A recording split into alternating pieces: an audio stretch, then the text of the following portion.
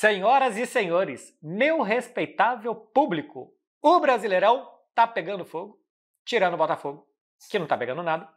A gente tá gravando isso na sexta, pode ser que tenha goleado o Cruzeiro e que essa minha piada tenha sido horrível. Mas enfim, o Brasileirão é o campeonato mais equilibrado de todos? É o mais legal? É o mais imprevisível? E por quê? É isso que a gente vai tentar falar no programa de hoje, seu Fred Caldeira. É uma discussão deliciosa, né? Assim, se a gente estivesse numa mesa de bar, que aliás deveríamos estar, mas em breve estaremos, essa discussão ela toma a madrugada inteira, né? Quando você olha para o chão, o que era o engradado vazio virou 3 engradados cheios, né? E você ainda não decidiu se o Brasileirão é o mais equilibrado, o mais emocionante. Enfim, eu acho que a gente tem algumas ferramentas para tentar chegar, se não a uma conclusão, a pelo menos te fornecer com o que é o maior objetivo desse programa, que é te confundir. Vinheta.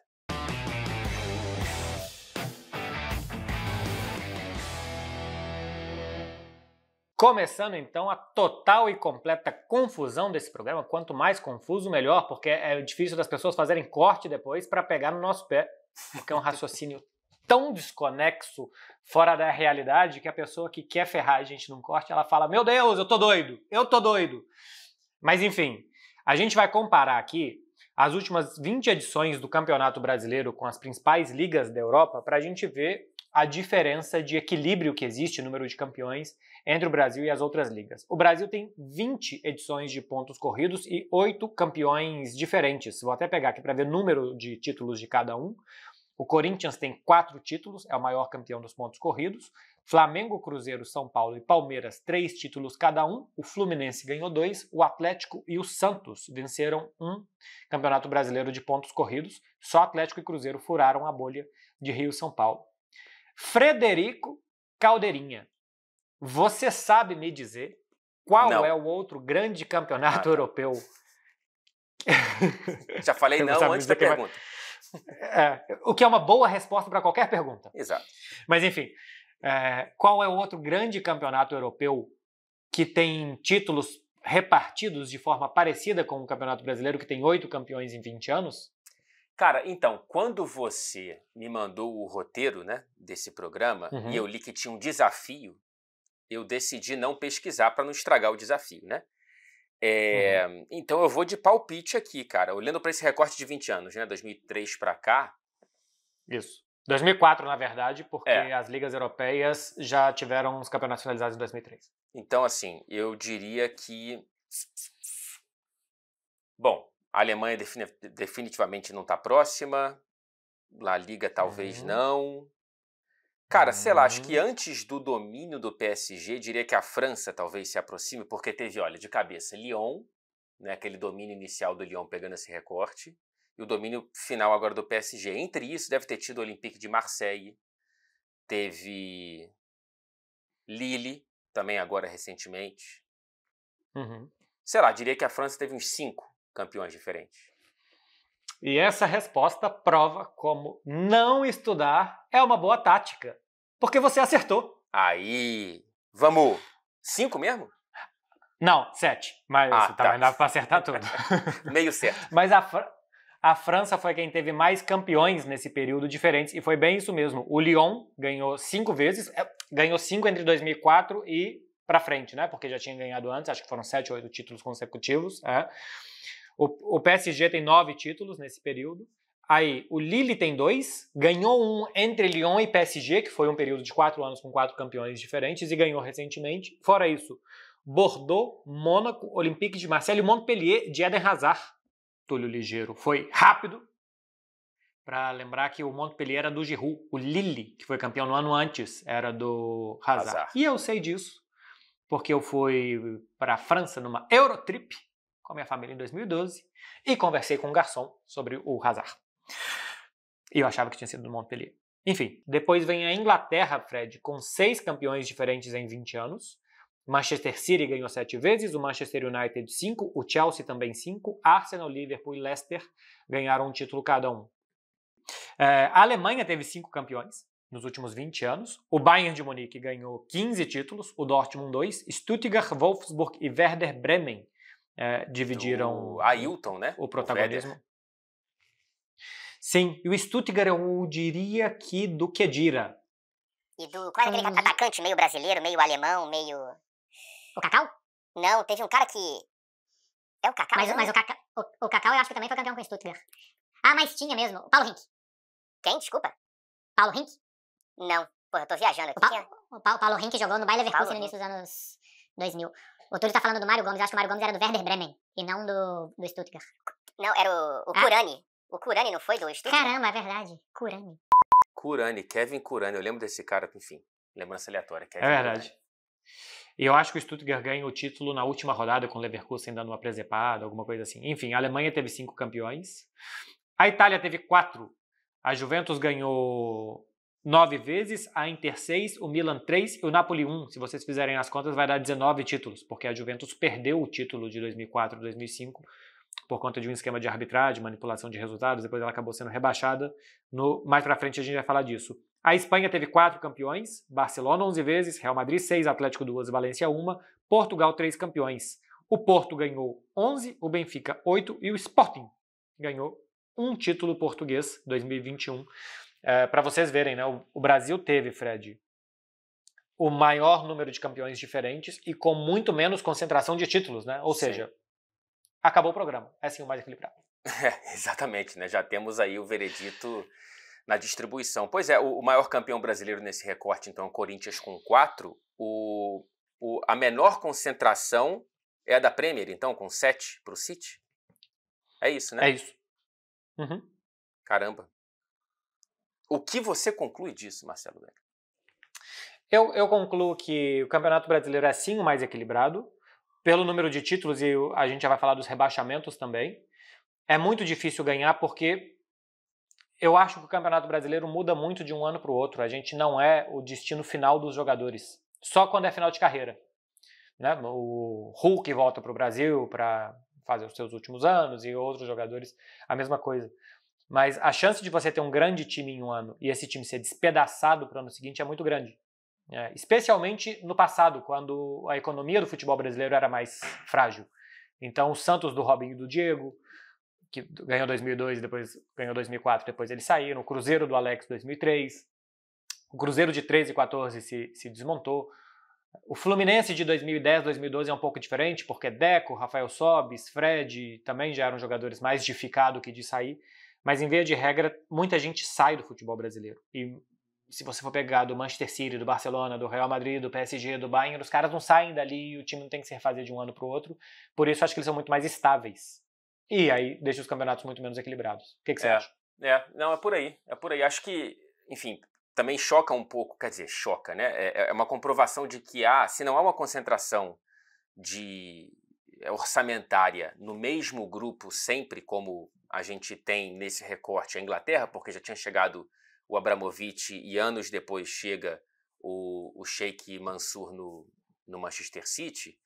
Mesmo assim, é um clube dos candidatos ao título mais ou menos o mesmo, especialmente no recorte mais recente. A gente tem a Alemanha, como o que a gente já viu, a França depois da grana do PSG, Portugal sempre tendo esse trio. Então, assim, mas o Brasil tem Rio e São Paulo, né?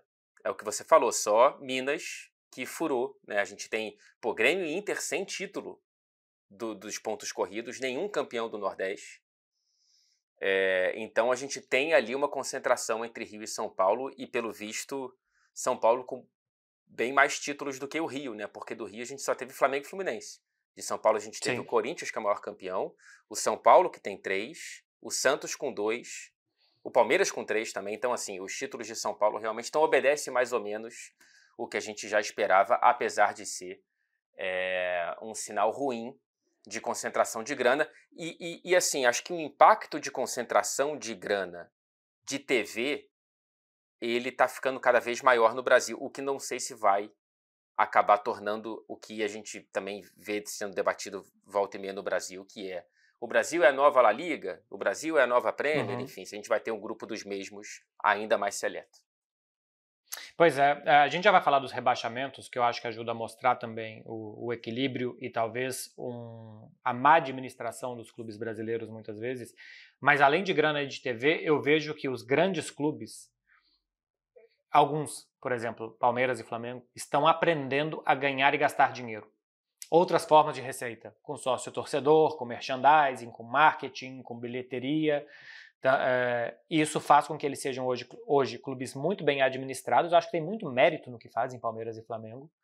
Para serem bem administrados, manterem a base, mais o Palmeiras do que o Flamengo. O Palmeiras me parece um clube muito mais coerente do que o Flamengo, que é bastante revulso, né? O Flamengo, muita coisa acontece no futebol, né? Tá sempre porque em evolução. o orçamento sim. é muito bem administrado também.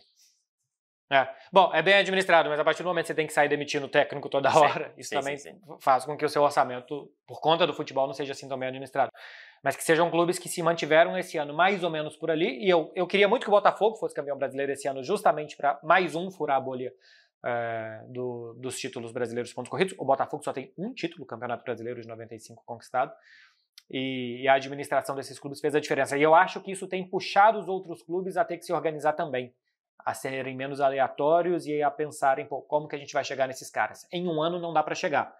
Então você vai fazendo um trabalho até de que o seu torcedor entenda, você vai demorar 2, 3, 4, talvez 5 anos para poder competir com esses clubes. O Atlético Mineiro se colocou ali, boa parte por conta dos seus mecenas também, dos 4 R's, né, que acabaram formando a SAF do Atlético, para chegar ali. Fred, rebaixamento. Sim. Só Santos, São Paulo e Flamengo nunca foram rebaixados no Brasil, sendo que só o Flamengo jogou todas as edições. Em 1980, por uma discordância com a então Confederação Brasileira de Desportos, São Paulo e Santos não jogaram, mas eles não foram rebaixados no Campeonato Brasileiro, tanto que jogaram no ano seguinte. Só o Flamengo jogou todas as edições. 4 desses campeões desde 2003 já caíram. Você tem ideia disso do equilíbrio. O Cruzeiro já caiu, o Atlético, o Palmeiras e o Corinthians já foram rebaixados, sendo que o Palmeiras foi rebaixado 2 vezes em menos de 20 anos. Como funciona Fred Caldeira nas outras ligas?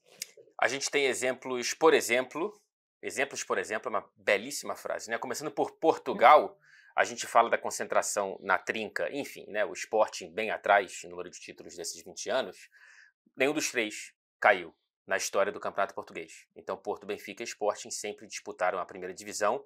Na Espanha, onde o senhorito habita, a gente tem uma trinca que sempre jogou a primeira divisão da Espanha. E não é a trinca que você imagina, meu querido telespectador. Claro, Real Madrid e Barcelona, mas temos o Athletic Bilbao, não o Atlético de Madrid, Marcelo. Isso me surpreende muito, tá? Porque pela política de só contar com jogadores bascos, em algum milagre, momento né? tem que ter... É um milagre. Em algum momento tem que ter algum basco que nasceu que não soubesse jogar tanta bola assim. Aparentemente não. Sempre souberam jogar e sempre souberam colocar da Espanha. Uruguai. Sempre souberam jogar futebol e sempre souberam colocar porções generosas de tapas por um valor irrisório. Se você for ao País Basco, você vai comer muito gastando muito pouco. Passando para falar do futebol italiano, só a Inter jogou todas as temporadas, nunca foi rebaixada. A Juve nunca caiu dentro de campo, mas ela em 2006 foi rebaixada pelos escândalos envolvendo manipulação de resultados, de arbitragem e tal. Vale depois um programa só para isso, mas a Juventus já teve que jogar a segunda divisão. Nenhum clube jogou todas as edições da Bundesliga. O Bayern nunca caiu, mas ele não disputou o primeiro ano. E o Bayern já tinha caído na chamada Oberliga, que eram os campeonatos regionais que existiam antes na Alemanha, até que a Bundesliga foi formada nos anos 60, mas o Bayern não começou jogando. Eu acho que começou um clube de cada uma dos estados federativos. E eu acho que foi o Munique 1860, o clube da Baviera, se eu não estou absolutamente enganado. Mas Hoffenheim, Leipzig e Union Berlin, clubes que chegaram há pouco, nunca caíram. Por exemplo, Cuiabá nunca caiu no Campeonato Brasileiro, que disputa há 3, 4 anos. É mais ou menos a mesma coisa desses aqui. Aqui na Inglaterra a gente tem aquele recorte histórico, né, de Campeonato Inglês ou Premier League de 92 para cá, que completou recentemente 30 anos de existência. Olhando para o Campeonato Inglês, a história mais do que centenária, o Everton foi quem mais disputou a primeira divisão, com 121 participações em 135 edições. Everton, um dos clubes fundadores da Premier League, inclusive, e desde o início da era moderna, da era Premier League, a gente tem, além do Everton, Arsenal, Chelsea, Liverpool, Manchester United e Tottenham, que disputaram todas as edições. Do Big Six, então, que a gente chama hoje em dia, né?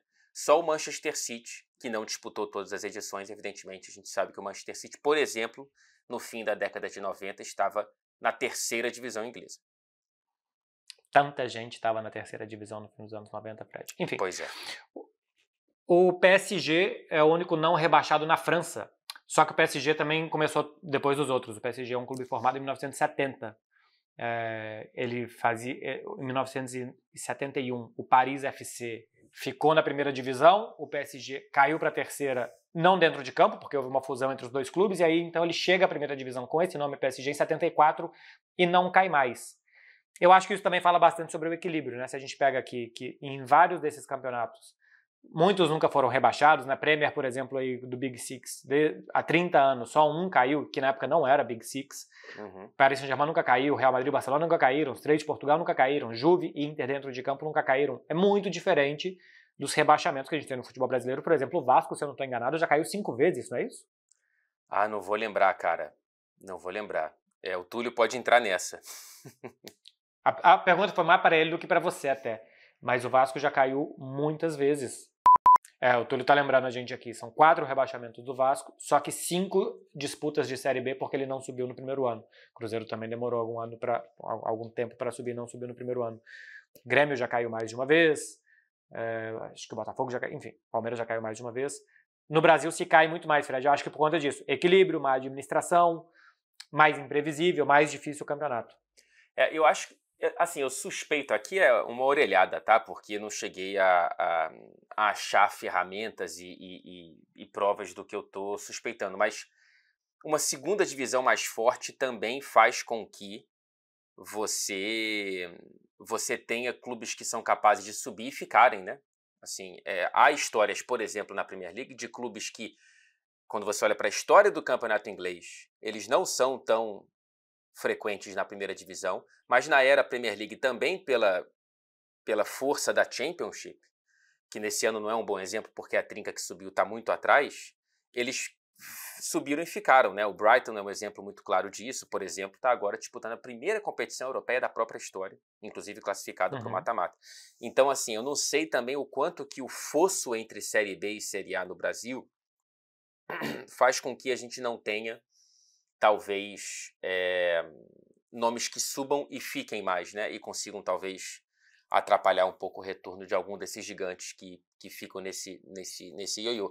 Mas eu também acho que, sem dúvida, é um sinal de equilíbrio. É um sinal de equilíbrio. Talvez um equilíbrio ruim, né? Quando a gente olha para o equilíbrio no número de títulos, é o equilíbrio que traz a imprevisibilidade da parte de cima da tabela, mas esse é o lado da imprevisibilidade ruim, que é a má administração e tudo mais, e às vezes nem a promessa de organização como uma SAF chegando, ela salva o clube dessa agonia. O que você falava sobre o fosso da Série B para a Série A, isso existe mesmo no Brasil. Eu lembro que eu já tinha feito uma vez, há bastante tempo, com o FUTDados, em parceria com eles, uma matéria sobre isso, e o Vitor Sérgio manteve essa atualização. Se eu não me engano, cerca de 70% dos clubes que sobem da Série B para a Série A do Brasil não duram 3 anos. Pode até ficar o primeiro, o segundo, no terceiro cai. Uma grande parcela de quem sobe no Brasil não consegue ficar. Normalmente os menores, né? Tem esses clubes ioiôs no Brasil que ficam subindo e caindo. O América Mineiro deve ser um dos campeões de acesso recente no futebol brasileiro. O Goiás, que agora caiu também, é um clube que está sempre caindo e sempre voltando. Porque no futebol brasileiro é muito difícil de subir e se manter. Até porque normalmente você cai, monta um time forte para dominar a Série B e que não é capaz de dominar na Série A. Então você tem que mudar muito o elenco, mudar às vezes quase todo o elenco para a 1ª divisão, e é muito difícil que isso encaixe de primeira, ou que você consiga até fazer numa primeira vez, mas você fez um esforço financeiro tão grande que para os anos seguintes você não possa investir tanto e que isso vai gerar um rebaixamento. Mas é isso, é um equilíbrio no mau sentido, mas mostra também o equilíbrio do futebol brasileiro que talvez as outras ligas não tenham, porque não tem esse abismo. Tá tudo explicado, né, Fred? Eu acho que tá tudo explicado, cara. No fim das contas, só para finalizar, antes do nosso maravilhoso out of context, que eu tô muito animado para contar, e eu tô animado para escutar o seu também, porque eu sei que houve uma dedicação, como sempre, né? Mas essa edição do Brasileirão, é difícil para mim, assim, eu acho difícil achar um paralelo, não só dentro da própria história do Brasileirão, é claro que a gente vai lembrar imediatamente de 2009, mas eu já acho essa melhor, mas, assim, em termos de imprevisibilidade, cara, teve matéria no Daily Mail, aqui na Inglaterra, sobre essa edição do Brasileirão, assim, parece bobeira, mas não é. Falam muito pouco aqui de Brasileirão e teve matéria no Daily Mail sobre isso. Então, assim, é uma edição especial. Então, aproveitem todos, a não ser que você seja torcedor de um clube rebaixado ou do Botafogo, que está realmente sendo muito cruel, cara. Caramba. Para eu finalizar também antes do Out of Context, o de 2009 eu acho que chegou à última rodada com muita gente ainda podendo ser campeã, pelo menos até a penúltima rodada. Eu acho que a gente tinha menos claro quem brigaria. Lembrando, a gente está gravando isso na sexta. Eu imagino que a gente vai chegar à última rodada com Palmeiras e Galo brigando para ser campeões contra Cruzeiro e Bahia. Eu acho que o resumo do final de semana lá em cima vai ser esse, lá embaixo é mais difícil. 2009 eu acho que tinha mais gente. Era o Palmeiras, que perdeu uma grande vantagem, o Flamengo, o Cruzeiro ainda estava por ali, o Inter estava por ali também. E teve a arrancada do Fluminense contra o rebaixamento, né? Teve a arrancada do Fluminense, que saiu lá de baixo, tirando o ponto de muita gente que estava brigando lá em cima para ser campeão. Esse campeonato de 2023 tem também uma briga muito grande de clubes grandes lá embaixo, né? Uhum. Agora já se descolou o Corinthians, o Inter, mas até faltando 3, 4 rodadas era Vasco, Santos, Cruzeiro, Corinthians, Internacional. Dos grandes, o Bahia também é um grande, dos grandes brigando cabeça a cabeça para não cair. Enfim, é muito legal o Campeonato Brasileiro. Eu acho que o Campeonato Brasileiro tem tantas poucas coisas para melhorar, para ficar bom.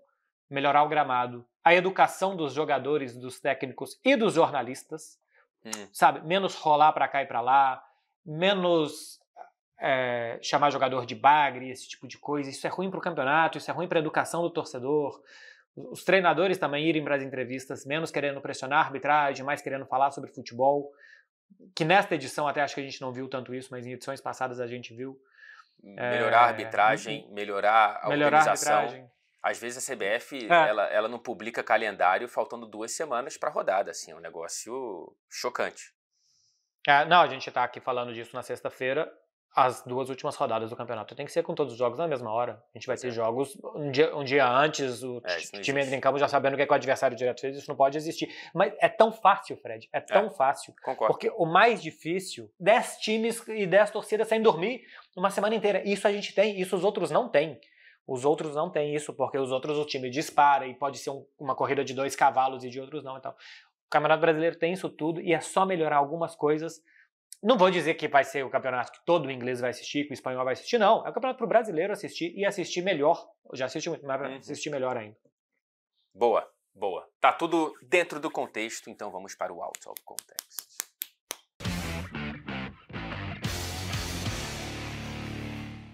Você eu quero que você comece. Mike, que você nunca anuncia que o seu é bom. E normalmente ele é. Mas hoje, como você anunciou, eu fiquei deveras curioso. Mas enfim, eu trouxe aqui as maiores remontadas que os campeonatos europeus já viram. Tomara que isso não ferre o seu. Não. Pode ficar à vontade, vai lá. Em La Liga, uma remontada que não terminou em título, a de 2003-2004. Na rodada 18, faltando uma rodada para acabar o primeiro turno, o Real Madrid era primeiro com 42, o Valência o segundo com 40, e o seu Futebol Clube Barcelona era o 11º colocado, com 24 pontos depois de 18 jogos. O campeonato acaba com o Valência campeão com 77, o Barcelona vice-campeão com 72, o Deportivo La Coruña, que não está em uma divisão profissional de futebol hoje, com 71, e o Real Madrid com 70 pontos.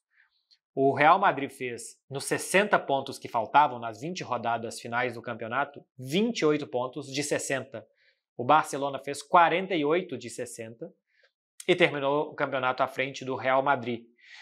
Agora passando as remontadas que acabam. Essa foi a maior remontada do futebol espanhol, que resultou em alguma coisa, porque teve uma remontada de 19 pontos, que foi um time que saiu de 13º para 9º, que remontou em relação ao outro, mas essa aqui resultou em alguma coisa. Que resultou em título. A maior é a do Barcelona. Em 99, o Barça remontou 9 pontos. Nada de outro mundo, né? Na Premier League, Em 95, 96, o Manchester United tirou 12 pontos de vantagem do Newcastle para ser campeão naquele ano. Na Bundesliga, em 2008 e 2009, o Wolfsburg tirou 11 pontos de vantagem do Hoffenheim para ser campeão. Na Itália, em 99 e 2000, a Lazio tirou 9 pontos da Juve, de Carlo Ancelotti, Zidane, outros grandes, Del Piero, outros grandes jogadores, para ser campeão naquele ano. Então, se a gente for pegar Espanha, Inglaterra, Alemanha e Itália, o máximo de uma vantagem já destruída em um campeonato para alguém ser campeão foi de 12 pontos. O Botafogo tinha 13 para Grêmio e Palmeiras no final do primeiro turno, 15 para o Flamengo e 20 pontos para o Atlético. É o Botafogo fazendo história. Parabéns, Botafogo! Cara, que agonia, né, cara? Que agonia. Eu sinceramente, eu fico, quando eu vejo essas coisas do Botafogo e tal. Por exemplo, empate contra o Curitiba, né? Eu vi o resultado e falei, caramba, mais um tropeço.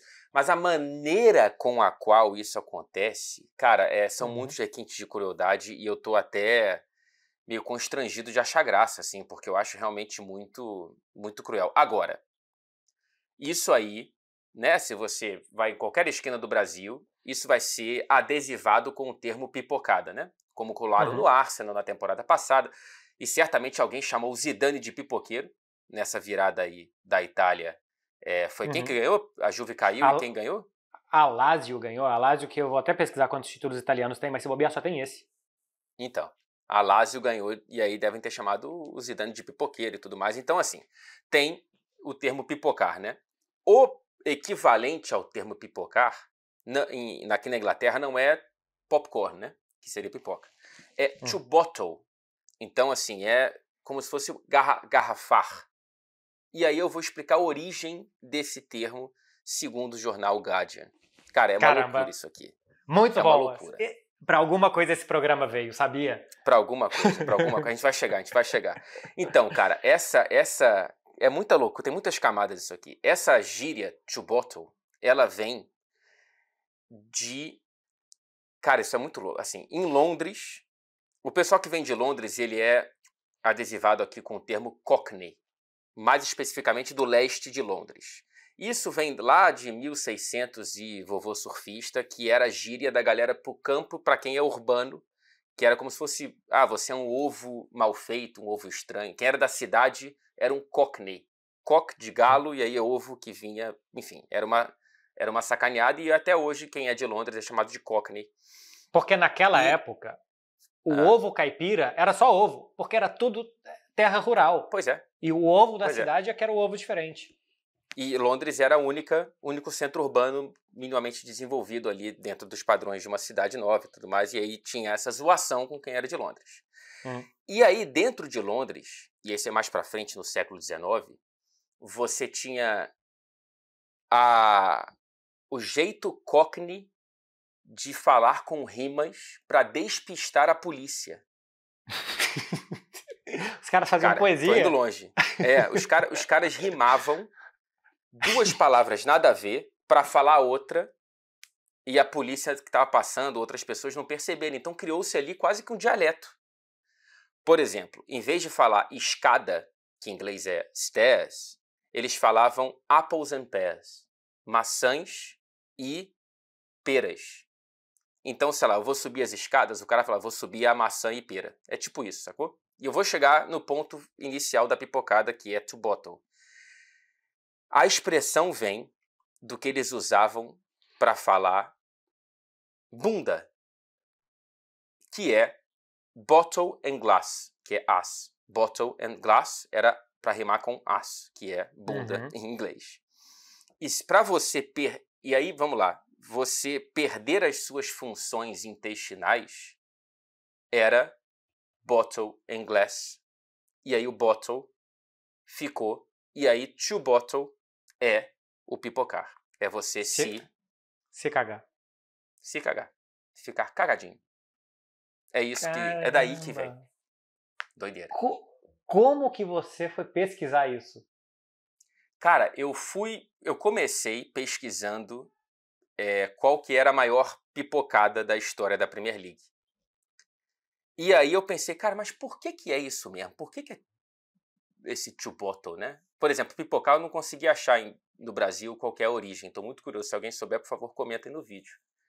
E aí eu fui pesquisar a origem do to bottle, e aí eu vi que era essa rima Cockney, e eu falei, pô, mas não dá pra falar rima Cockney no vídeo sem explicar o que é Cockney. E aí aí fiquei até agora com 19 abas abertas. Exatamente a etimologia de todas as palavras da língua inglesa. Caramba, você foi no século XVI. Eu Paulo Baier era um garoto. Exatamente. E outra coisa. Cara, valeu a pena. Usaram to bottle pro Arsenal na temporada passada? Usaram pra caramba. Usaram pra caramba. E aí, cara, é o que muita gente vai usar pro Botafogo, né? Se fosse aqui na Inglaterra, o Botafogo estaria bottling o Campeonato Brasileiro. Histórico, porque como a gente viu no péssimo out of context que eu trouxe, basicamente eu simplesmente tenho que agradecer o pessoal do Relevo que fez essa matéria já há algum tempo, eu só tive que ler. Caramba, muito bom. O melhor desse programa é o out of context, com certeza, e que ficou melhor do que toda a explicação anterior. Resumo, né? Vamos pro resto do programa.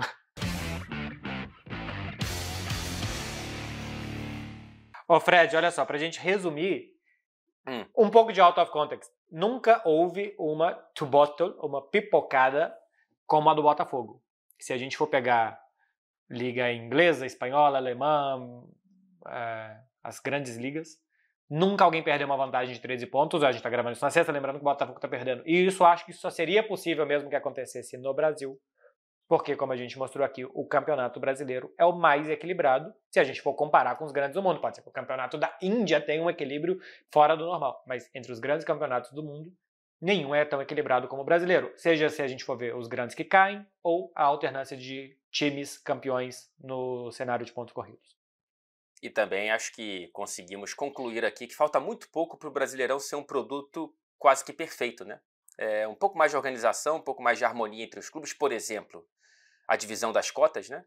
Que deveria ser algo, vamos alimentar o bolo para depois dividir e não, eu mereço uma fatia muito maior, porque isso vai criar um campeonato pior a longo prazo. Pode ser muito bom para 1, 2, 3 clubes, mas para o campeonato é muito ruim.